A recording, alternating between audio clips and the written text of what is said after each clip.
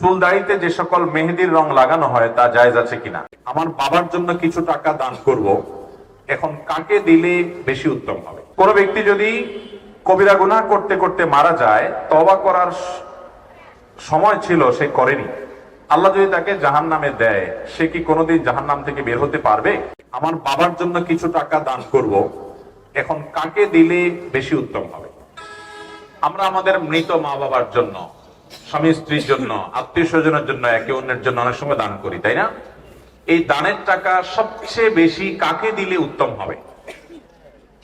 এ ব্যাপারে নবী করিম সাল্লাল্লাহু আলাইহি ওয়াসাল্লামের হাদিসের দিকে তাকালে আমরা দেখতে পাই, দানের জন্য সবচেয়ে উত্তম হলো নিজের রক্ত সম্পর্কীয় কোনো আত্মীয় স্বজন যদি অভাবী থাকে, তাদেরকে দান করতে হবে। তাদের হক এবং অধিকার সবচাইতে বেশি। নবী করিম সাল্লাল্লাহু আলাইহি ওয়াসাল্লাম বলেছেন, আস-সাদাকাতু আলাল মিসকিনিস সাদাকাহ।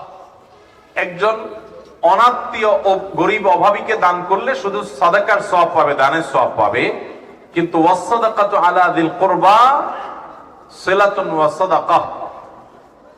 যদি তুমি আত্মীয় কোন গরিব হয়, সেই গরিব আত্মীয়কে দান করো, তাহলে তুমি দুটি সওয়াব পাবে। এক হলো আত্মীয়তার সম্পর্ক রক্ষা হলো, সেটি একটি সওয়াব, আরেকটি হলো দানের সওয়াব। এজন্য আপনি কোন দান, কোন দাক্ষিণা, কোন আপনার সাদাকা যদি করতে হয়, এর জন্য সর্বাধিক হকদার হলো আপনার রক্ত সম্পর্কীয় কোন আত্মীয় যদি অভাবী হয়। ধরুন আপনি নিজে প্রাপ্তবয়স্ক, আপনার প্রাপ্তবয়স্ক ভাই আছেন অভাবী, তাহলে ভাইকে আপনি অগ্রাধিকার দিবেন। আপনার বোন আছেন অভাবী, তাদেরকে অগ্রাধিকার দিবেন। ভাতিজা ভাতাজি অভাবী আছে, তাদেরকে অগ্রাধিকার দিবেন। আপনার চাচা ফুপু গরিব আছেন, তাদেরকে অগ্রাধিকার দিবেন। এরকম লোকদেরকে, রক্ত সম্পর্কে আত্মীয় স্বজনকে অগ্রাধিকার দিবেন। এর মানে আবার এটা না যে শুধু তাদেরকেই দিবেন আর কাউকে দিবেন না, এদেরকে অগ্রাধিকার দিবেন, এদেরকে আগে দিবেন, এরপরে বাকিদেরকে দিবেন। এটা হলো সবচেয়ে উত্তম। আর তাছাড়া আপনার বাবা মার জন্য, মৃত মানুষের জন্য দানের ক্ষেত্রে সাদকায়ে জারিয়াকে সবচেয়ে বেশি নিরূপণ করবেন। কারণ সাদকায়ে জারিয়া, যে দানের উপকারিতা দীর্ঘমেয়াদ পর্যন্ত থাকবে, এই দানটা, এটার সওয়াব অন টাইম হবে না, দীর্ঘকাল পর্যন্ত হবে। যেমন কথার কথা, মাদ্রাসা মসজিদ বানিয়ে দিলেন, আপনি কোনো অজুখানা তৈরি করে দিলেন, কোন জায়গায় টিউবওয়েল বসিয়ে দিলেন, কোন জায়গায় একটা কালভার্ট বা রাস্তা ঠিক করে দিলেন, কোন জায়গায় একজন গরিব মানুষকে একটা সেলাই মেশিন কিনে দিলেন, একজন গরিব মানুষকে একটা রিক্সা কিনে দিলেন, একজনকে একটা গরুর বাছুর কিনে দিলেন, একজনকে আপনি এক দুটা ছাগল কিনে দিলেন, স্থায়ী কোনো কিছু করে দিলেন যে এখান থেকে সে উপার্জন করে খাবে। অথবা আপনি একটা গাছ লাগালেন, কয়েকটা গাছ লাগালেন, সেগুলো যদি পরিচর্যা করে বড় করতে পারেন এবং বলেন যে আল্লাহ, এই গাছ লাগানোটা ইবাদত, আমরা অনেকে জানি না, এই ইবাদতটি, এই নেকামলটা আমি করলাম আমার মৃত বাবার থেকে, মায়ের তরফ থেকে, তো এটা হবে তার জন্য সবচেয়ে উত্তম। অন টাইম ইবাদতের চাইতে সাদকামূলক বা সাদকা জারিয়ামূলক ইবাদত, এটা মৃত মানুষের জন্য অনেক বেশি উপকারী হয়। আল্লাহ আমাদেরকে আমলের তৌফিক দান করুন। এরপরে প্রশ্ন হলো, চুল দাড়িতে যে সকল মেহেদির রং লাগানো হয় তা জায়েজ আছে কিনা। কালো কালার এবং মেহেদির কালারের পার্থক্য কি, এ ব্যাপারটি একটু খোলামেলা আলোচনা চাচ্ছি। ধন্যবাদ প্রশ্নকর্তাকে। চুল এবং দাড়ি, এগুলোতে যদি পাক ধরে যায় বা সাদা হয়ে যায়, সেটা কোনো অসুস্থতার কারণে হতে পারে, বয়সের কারণে হতে পারে, যে কারণেই হোক না কেন। নবী করিম সাল্লাল্লাহু আলাইহি ওয়াসাল্লাম বলেছেন, গায়রু হাদা শাইব, তোমরা তোমাদের চুল দাড়ি এই যে কালো সাদা হয়ে যায়, এগুলোর এই সাদা কালারটাকে পরিবর্তন করো। এই সাদা কালার, দবদবে সাদা কালার না রেখে এটাকে অন্য কালার পরিবর্তন করাটা অধিকতর উত্তম। যদিও এটা ফরজ ওয়াজিব না, সাদা কালার রাখলে কোনো গুনাহ হবে না, কিন্তু নবী সাল্লাল্লাহু আলাইহি ওয়াসাল্লাম এর পরামর্শ এবং সুন্নাহ হলো এটাকে পরিবর্তন করো। কিন্তু কোন কালারে পরিবর্তন করা যাবে কি যাবে না সে সম্পর্কে নবীজি সাল্লাল্লাহু আলাইহি ওয়াসাল্লাম বলেছেন, ওয়াজান্নিবুস সুওয়াদ, যে কালারই করো না কেন, কালো কালার থেকে বিরত থাকো। নবী সাল্লাল্লাহু আলাইহি ওয়াসাল্লাম নিজে মেহেদি ব্যবহার করেছেন। এজন্য ভাইরা, চুলে দাড়িতে মেহেদি ব্যবহার করা যায় এবং উত্তম। এর মধ্যে আর্টিফিশিয়াল যে মেহেদি গুলো পাওয়া যায়, টিউব মেহেদি যেগুলোকে আমরা বলি, এগুলো ব্যবহার করতে পারেন, কোনো অসুবিধা নেই। এগুলো ব্যবহার করলে কোনো সময় দেখা যাবে যে ত্বকের উপর থেকে একটা আলাদা আবরণ পড়ে গেছে, সেটা হয়তো ঝরে ঝরে পড়ে যাচ্ছে, তাতে অসুবিধা নেই। কারণ এটা হয় অনেক সময় অ্যাসিডের কারণে, সেখানে কিছু কেমিক্যালের কারণে আমাদের চামড়ার উপরে যে পাতলা একটা লেয়ার থাকে, ওইটা অনেক সময় পুড়ে যায় বা পড়ে যায়, তো ওইটার কারণে কোনো অসুবিধা নেই। কিন্তু ন্যাচারাল ব্যবহার করতে পারলে স্বাস্থ্যের জন্য সব দিক থেকে সবচেয়ে ভালো হয়। কিন্তু ন্যাচারালটা করেন আর টিউব মেহেদি করেন, মেহেদি ব্যবহার করা জায়েজ আছে। আমাদের অনেকে আবার মেহেদি ব্যবহার নিয়ে ভিন্ন রকম কথা বলেন যে মেহেদি ব্যবহার করতে হয় চুলে আর দাড়িতে, এটা পায়ে লাগলে গুনাহ হবে না, এরকম কোনো কথা নাই। আপনি পায়ে লাগান, হাতে লাগান, তারপরে চুলে দাড়ি লাগান, লাগাতে পারেন। তবে পায়ে আর হাতে মহিলারা লাগাবে, এটা হলো অধিকতর উত্তম। পুরুষরা শুধু দাড়িতে চুল লাগাবে।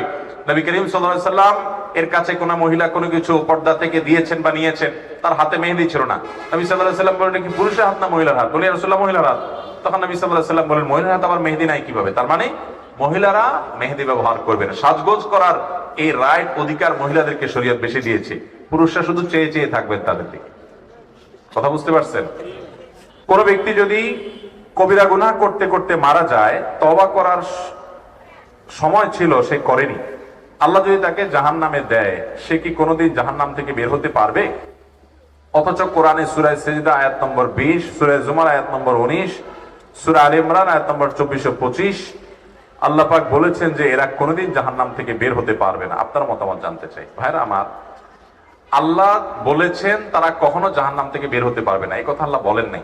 কোরআনে এরকম কোনো কথা আল্লাহ তাআলা বলেন নাই। আল্লাহর কথা হিসাবে কোনো কথা যখন কোট করব আমরা, তখন খুব সাবধানতার সাথে কোট করতে হবে।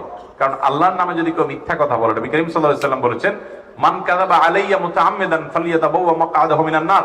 আমার নামে কেউ মিথ্যা বললে তার ঠিকানা সে যেন জাহান্নামে নিশ্চিত জেনে রাখে, সে জাহান্নামের রিজার্ভেশন করে ফেললো টিকেটের। আল্লাহর নবীর নামে মিথ্যা বললে যদি এরকম ভয়াবহ হয়, আল্লাহর নামে মিথ্যা কত বড় ভয়াবহ হবে। এবার আসি মূল জায়গায়। যে আয়াতগুলো কোট করেছেন প্রশ্নকর্তা, সেগুলোতে বলা আছে খালিদিনা ফিহা বা এই জাতীয়, অর্থাৎ যেটার অর্থ হলো জাহান্নামে যাওয়ার কথা বলে আল্লাহ বলেছেন সেখানে সে চিরকাল থাকবে। এই যে জাহান্নাম থেকে আর কোনোদিন সে বের হবে না, বের হতে পারবে না, এরকম কথা আল্লাহ রাব্বুল আলামিন বলেন না। এখন কথা হলো, চিরকাল থাকবে বলছেন তো তার মানে তো আর বের হতে পারবে না? না, চিরকাল থাকবে বলছেন এর মানে এটা সবসময় নাও হতে পারে। আমরা যাবজ্জীবন বলি না, যাবজ্জীবন। এই যাবজ্জীবন এর মানে সব সময়, সব ক্ষেত্রে, সব দেশে, সব সংবিধানে কিন্তু এই না যে একবারে মৃত্যু পর্যন্ত, এটা লিমিটেড টাইম, এটাকে অনেক সময় যাবজ্জীবন বলা হয় অনেক ক্ষেত্রে, আবার কোন কোন ক্ষেত্রে আমৃত্যু।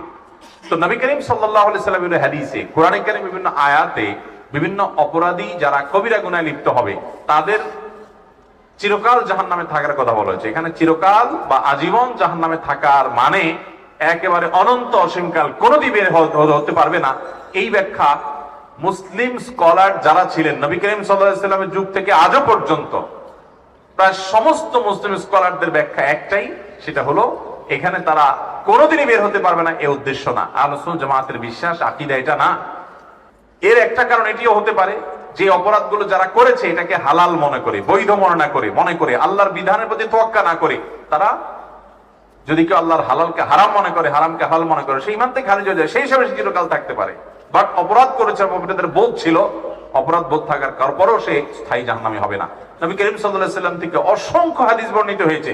বুখারীর একটা হাদিস শুধুমাত্র উল্লেখ করি। নবী করিম সাল্লাল্লাহু আলাইহি সাল্লাম সর্বশেষ জাহান্নাম থেকে বের করা মানুষের কথাও হাদিসে বলেছেন যে কিভাবে তাকে বের করা হবে, তার দৃশ্য পুরা চিত্রায়ন করেছেন নবী সাল্লাল্লাহু আলাইহি সাল্লামের হাদিসে। অতএব বোঝা গেল জাহান্নামে একবার গেলে চিরকাল জাহান্নামে থাকবে। এই বিশ্বাসী হলো আহলে সুন্নাত জামাতের বাইরের কিছু সম্প্রদায়, মুতাজিলা সম্প্রদায়। এই মুতাজিলা সম্প্রদায়ের অস্তিত্ব আজ পৃথিবীতে খুব একটা নাই, কিন্তু আমাদের দেশে অনেকেই এই সম্প্রদায়ের এই বিশ্বাস ধারণ করেন। কোরআন বুঝতে হবে সাহাবায়ে কেরামের বুঝ অনুযায়ী, ব্যাখ্যা অনুযায়ী, নবী সাল্লাল্লাহু আলাইহি ওয়াসাল্লামের ব্যাখ্যা অনুযায়ী, সালাফে সালেহিনের ব্যাখ্যা অনুযায়ী। সেখানে ইসলামের ইতিহাসে 1400 বছরের যুগে সকল উলামায়ে কেরাম যে ব্যাখ্যা বুঝলেন, আমরা যা বুঝলেন, আমরা তার ভিন্ন কিছু বুঝলে সেটা কল্যাণের চাইতে অকল্যাণ বেশি হতে পারে এবং বিভ্রান্তির দিকে নিয়ে যেতে পারে।